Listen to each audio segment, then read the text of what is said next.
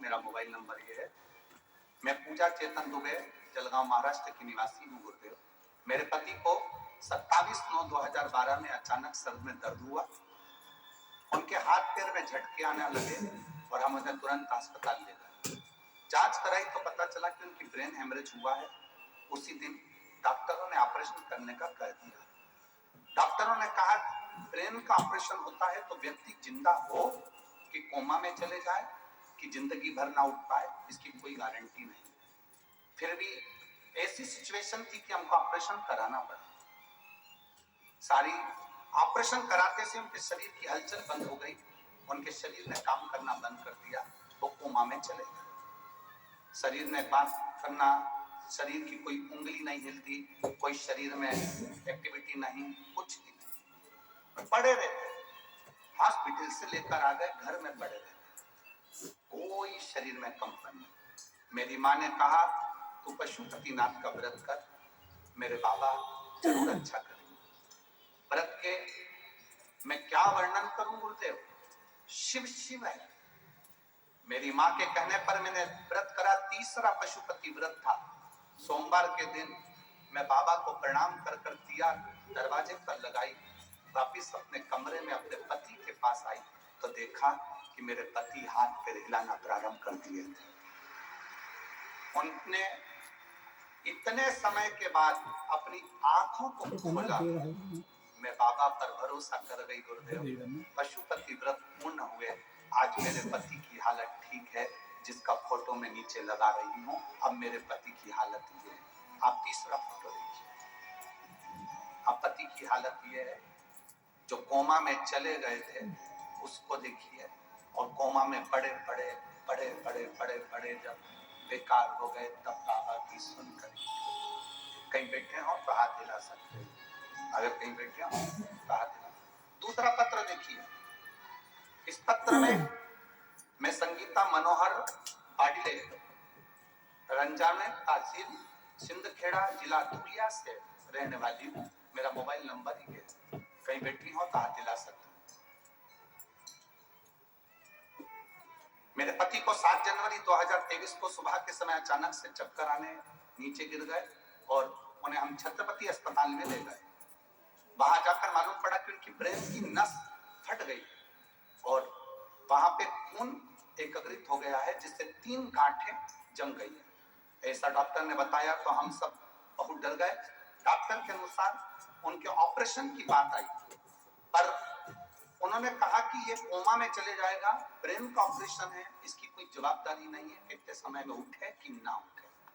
तभी उम्मीद जागी। मेरी ननद ने कहा सीहोर का रुद्राक्ष मेरे पास में है, अपन उसको पानी में गलाकर एक बार भैया को देते हैं। हमने तांबे के कलश में रुद्राक्ष को गलाया, पानी में डालकर शिव जी को चढ़ाया। उस पानी को उनको देना चालू करा। एक बेलपत्र उनके पलंग के पास रखी, बाबा से प्रार्थना करी बाबा ऑपरेशन ना हो, क्योंकि डॉक्टर के हिसाब से ये कोमा में जा रहे हैं, आप बचा लो इनको। उनके शरीर ने कंपन करना बंद कर दिया, आंखें बंद हो गई, शरीर टेढ़ा हो गया, पूरा शरीर पलंग पर पटक दिया गया। हमने बेलपत्र जब उनके सिराने रखी और 2 बूंद पानी उनके होठों पर लगाया, बाबा का मैं क्या गुणगान करूं गुरुदेव। दूसरी बार सीटी स्कैन होना प्रारंभ करा तो डॉक्टर ने कहा जो 3 गांठें थी खून की, उसमें से 2 गांठ गल चुकी है, 1 गांठ बची है, थोड़ा रुकते हैं, ऑपरेशन की जरूरत नहीं पड़ेगी। धीरे धीरे वो गांठ भी गलना प्रारंभ हो गई और बाबा की कृपा से मेरे पति ठीक है। हम शिव पुराण को प्रणाम करने के लिए आए हैं। ये फोटो भी लगाए हैं। ये शिव तत्व है, ओखड़ी शंभु प्रकारदर्शी कैलाशी अविनाशी। खाली ना जाता कोई दर से तुम्हारे, खाली दर से मैं भी खड़ा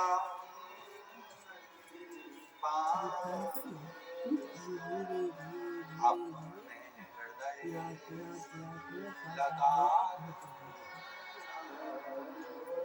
गिरा जा रहा उठा खोले अपने दर अब गिरी जा रही उठा। शिव कथा कर रही। दुनिया कितनी भी तुमसे ईर्ष्या करे, दुनिया तुमको ताना दे, दुनिया तुमको अपशब्द कहे, दुनिया तुमको गाली दे, दुनिया तुमको आड़ा टेढ़ा कहे, आपको टेंशन नहीं कर। जिसने शिव को अपने दिल में बिठा लिया, अपने दिल को इतना बड़ा रखो कि दूसरा गाली भी देकर चले जाए तो तुम्हारा दिल छोटा ना हो जाए, तो भी बड़ा बड़ा।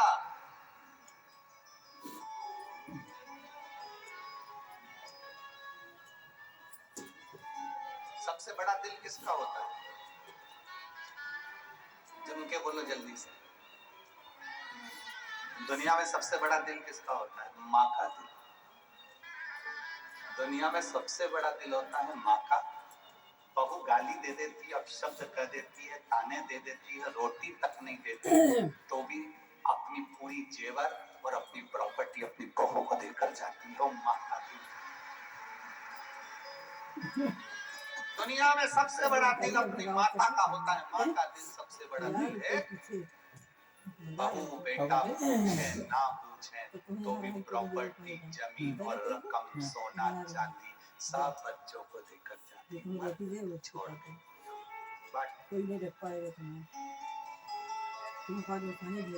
कई माताएं ऐसी हैं जिनकी बहू रोटी नहीं दे रही, तो हमने उनसे कह दिया जब तुम्हारी बहू तुमको नहीं पूछ रही तो एक काम करो, पूरा जेवर और पूरी प्रॉपर्टी किसी मंदिर को दे दो ना। अरे महाराज काय को दे, भले के सीधी है पर दूंगी तो अपनी बहू। भले वो धक्का मारे, आप शब्द कहे, ताने दे, गाली दे, पर जैसी भी है तो उसी तरह याद आती है। भला है बुरा है मेरा पति तो मेरा बस उसी में कि ये भली बेकार है, अच्छी है, पर तो गाड़ी चलाओ थे सब उसी। कितना प्रेम है आप लोगों का, ये तो मानना पड़ेगा। बुजुर्ग माता गजब का प्रेम करती है। अपनी बहू पोता पोती के लिए तो जान निकाल कर होते, इतना दे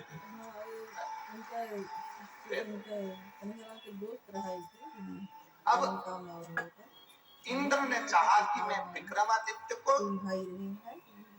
धूल चटवा, ये हो नहीं सकता, ये हो ही नहीं सकता।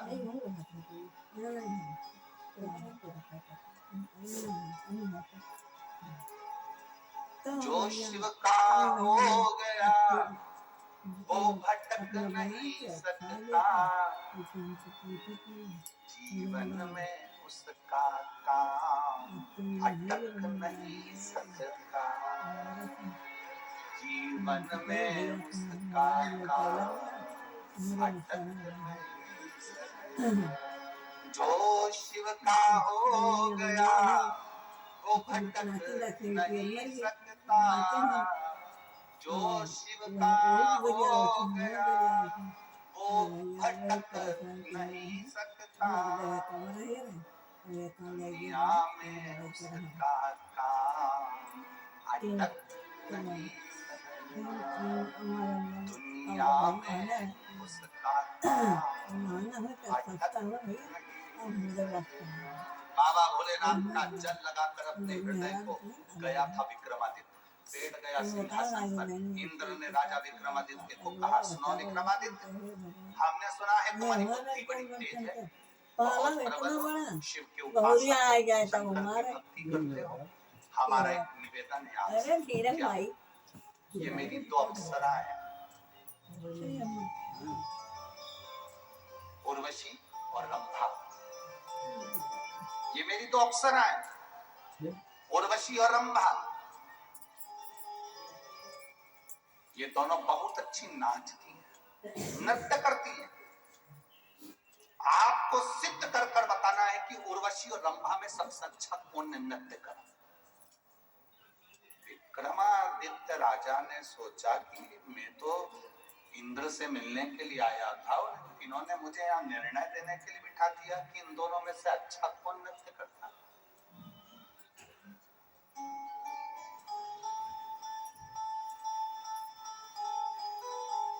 अब निर्णय देना कोई सरल बात है। हम कई बार बुजुर्ग माताओं से कहते हैं कभी भी अपना निर्णय मत देना। तुम्हारी छोटी बहू कितनी भी अच्छी हो पर अपना निर्णय कभी मत देना कि मेरी छोटी बहू बहुत अच्छी। तुम्हारी बड़ी बहू कितनी भी अच्छी हो परंतु तुम्हारा निर्णय मत देना कि मेरी बड़ी बहू बहुत अच्छी है। हमेशा बोलना तो एक ही बात बोलना कि मेरी दोनों बहुएं बहुत अच्छी है। क्यों? एक के पक्ष में निर्णय चले गया तो दूसरी रोटी भी नहीं देगी। और सावधान रहो, और सावधान। कभी मत बोलो कि मेरी बड़ी अच्छी की छोटी अच्छी, मेरी दोनों बहुएं बहुत अच्छी हैं, बहुत अच्छी, समय पर काम कर लेती हैं, अपने बच्चों को संभाल लेती हैं, 2 रोटी मुझे मिल जाती है, दोनों अच्छी। कभी मुंह से मत बोलो कि ये अच्छी की वो बुरी। गेंद कभी भी किसी भी पाले में जा सकती है और किसी भी बहू से पाला पड़ सकता है, तब तुम्हारी हालत खराब हो जाएगी। इसलिए मरती मर जाना पर अपना निर्णय कभी मत देना, कभी।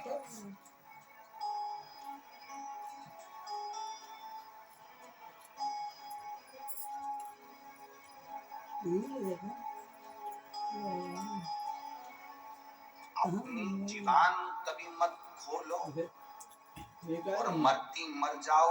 अपने पास जो पुरानी वाली बेटी है वो कभी मत खोलो ना। समझ गए? अरे बोलो तो जम के। अरे ओ जलगांव की जीजियो, समझ गए? और मेरे जीजाओ, समझ गए? 2 चीजें इतनी जल्दी बिल्कुल मत खोलो। क्या क्या?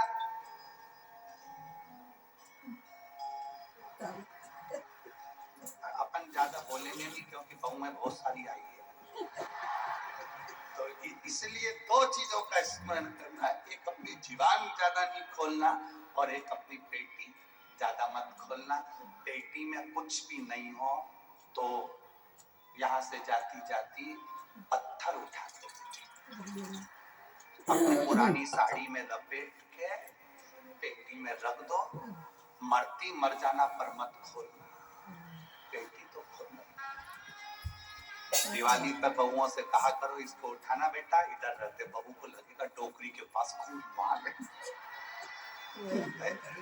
गुलाब जामुन, गुजिया, पपड़िया, चकली, पूरन पोली खूब खिलाएगी। और मरती मर जाना पर ना जीवान खोलना ना पेटी। आखिरी सांस चल रही हो और घर में 4 बहुएं हो, चारों को बुला कर कह देना बेटा अब ये ले चाबी, अब मेरा जाने का समय आ गया और तुम चली जाना।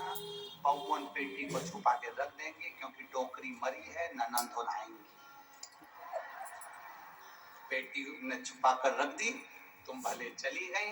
सास मरने के बाद बहुओं को लगेगा बहुत छोड़ कर गई है, बहुत साल से माल है उसका पेटी में, खूब अच्छे से तुम्हारा 10वां 11वां 12वां 13वां सब अच्छे से होगा।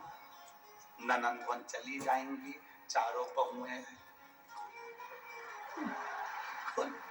पेटी खोलेंगी और चारों मिलकर जब पेटी खोलेंगी और उनमें से जलगांव का भाटा करो। अपन तो चले गए, उसके गाली भी दे तो अपने पड़ आग लगे बस्ती में, दे तो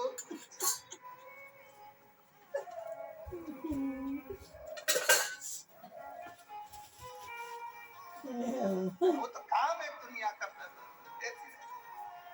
2 चीजें मत खोलना। कभी अपने मुंह से ये मत कहना कि मेरा बड़ा बेटा अच्छा कि छोटा अच्छा, मंजला अच्छा कि संजला अच्छा, बड़ी बहू अच्छी कि छोटी बहू अच्छी, कभी मत बोल। कभी भी किसी से पाला पड़ सकता। अपन तो सबका गुणगान करो, बहुत जोरदार, बहुत।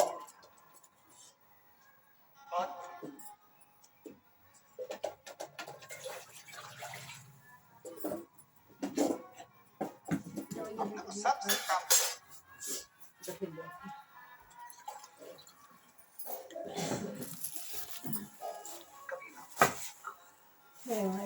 इंद्र के सामने बैठे हुए राजा विक्रमादित्य, शंकर के भक्त राजा विक्रमादित्य से कहा गया कि उर्वशी और रंभा में बताओ कौन का नृत्य अच्छा। राजा विक्रमादित्य ने सोचा, मैंने सोचा नहीं था ये निर्णय देना पड़ेगा मुझे नहीं, मुझे निर्णय देना पड़े ये श्रेष्ठ नहीं है। देव लोक में इतने देवता बैठे हैं, निर्णय वो दे, मैं काय को निर्णय बैठ गए। ठीक है, पर मेरी एक शर्त है, क्या उर्वशी और रंभा के हाथ में फूल का गुलदस्ता दूंगा, वो गुलदस्ता एकदम सीधा रहना चाहिए, आड़ा टेढ़ा नहीं होना चाहिए, दोनों नृत्य करते समय गुलदस्ते का ध्यान रखना। राजा विक्रमादित्य ने दोनों को गुलदस्ते दे दिए। गुलदस्ता दिया, देने से पहले राजा विक्रमादित्य शिव जी का स्मरण कर रहे थे कि इनकी परीक्षा, इन दोनों में सर्वश्रेष्ठ नृत्य किसने करा, इसका निर्णय कोई नहीं दे सकता, इसका निर्णय देवाधिदेव महादेव दे सकते। क्यों? शंकर भगवान नटराज है, निर्णय देने में अगर कोई नटराज नृत्य का निर्णय देगा तो वो देवाधिदेव महादेव देगा, दूसरा कोई निर्णय नहीं दे सकता, तो निर्णय शिव देंगे। अब राजा विक्रमादित्य ने हाथ जोड़कर भगवान शिव से प्रार्थना करी कि निर्णय मैं नहीं दूंगा, आप दो। नेत्र बंद ही करे थे और बंद करते से ही राजा विक्रमादित्य ने क्या देखा कि आज शंकर जी का चेहरा नजर नहीं आ रहा, उसकी जगह मुझे बिच्छू नजर आ रहा है। बिच्छू दिख रहा है, शिव का चेहरा नहीं दिख रहा। जो भगवान शंकर के कानों में बिच्छू पड़ा रहता था, वो बिच्छू आज मुझे दिख रहा, शिव का चेहरा नहीं दिख रहा।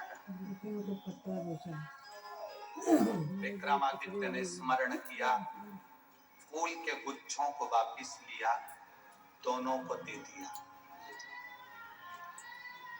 ये फूल का जो गुच्छा है, ये फूल का जो गुलदस्ता है, ये टेढ़ा नहीं होना चाहिए। नाचो, उर्वशी रंभा दोनों नाचने,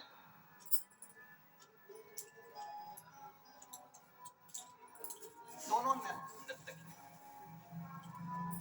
रंभा के नाचते नाचते नाचते नाचते रंभा के हाथ में बिच्छू ने काट लिया। राजा विक्रमादित्य ने क्या करा कि वो बिच्छू जो दिखे थे, उस बिच्छू में से दो बिच्छू एक उर्वशी के गुलदस्ते में डाल दिए थे और एक रंभा के गुलदस्ते में डाल दिए। उर्वशी के फूल के गुच्छ में भी बिच्छू था और रंभा के फूल के गुच्छ में भी बिच्छू था। दोनों नाच रहे। रंभा के नाचते नाचते बिच्छू ने रंभा के हाथ में काटा, काटते से रंभा ने गुलदस्ता फेंका और नाचना बंद कर दिया। पर उर्वशी नाचती रही, नाचती रही, नाचती रही। निर्णय देने की घड़ी आई, शिव का स्मरण कर कर राजा विक्रमादित्य ने निर्णय दे दिया कि उर्वशी अच्छा नृत्य करती है। क्या सबूत है, क्या प्रमाण है कि उर्वशी अच्छा नृत्य करती है? राजा विक्रमादित्य ने कहा, मैंने दोनों के फूल के गुच्छे में बिच्छू डाल दिए थे। नृत्य करते करते उर्वशी के हाथ में जो गुलदस्ता था, उसके बिच्छू को नृत्य में इतना आनंद आ गया था कि बिच्छू भी सो गया था। उसने उर्वशी को डसा नहीं और रंभा ऐसी नाच रही थी कि बिच्छू ने उसको डस लिया। बिच्छू ने डस, ये तो शिव की महिमा थी, शंकर की करुणा थी। विक्रमादित्य को नीचे दिखाने वाले इंद्र की सिंहासन खसक गया। इंद्र उठकर खड़े हो गए, वहीं पर देवाधिदेव महादेव आकर खड़े हो गए। इंद्र, अच्छी बात नहीं है किसी की परीक्षा लेना, परीक्षा लेने का हक तुम्हारा नहीं है। किसी की परीक्षा लेना ये उत्तम नहीं, और अगर आपने राजा विक्रमादित्य की परीक्षा ली है तो आपको कुछ देना पड़ेगा। भगवान देवादिदेव महादेव वहां खड़े होकर खुद कंधे तुम्हें देना पड़ेगा। भगवान शंकर ने जैसे ही कहा तो विक्रमादित्य के लिए इंद्र ने कहा क्या दूं मैं, क्या दूं? शंकर भगवान ने इशारा करा, 32 परियों का जो सिंहासन तुम्हारे पास में है, जो कुबेर ने तुमको दिया था, वो 32 परियों का सिंहासन आप राजा विक्रमादित्य को दे दीजिए।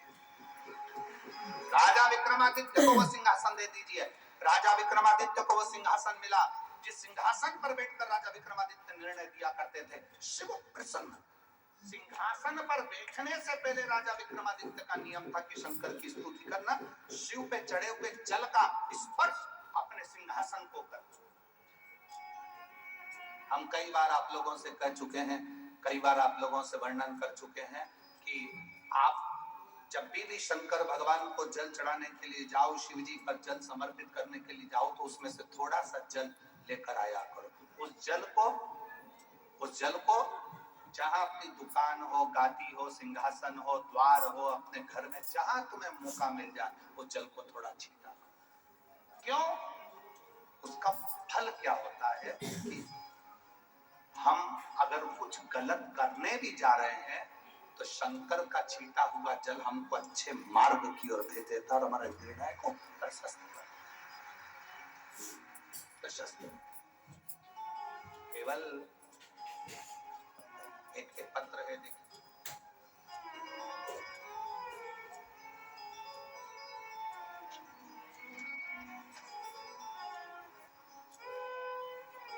मैं देश में रेखा दशरथ कोली, मुकाम पोस्ट डा भुर्डी, समझ गए?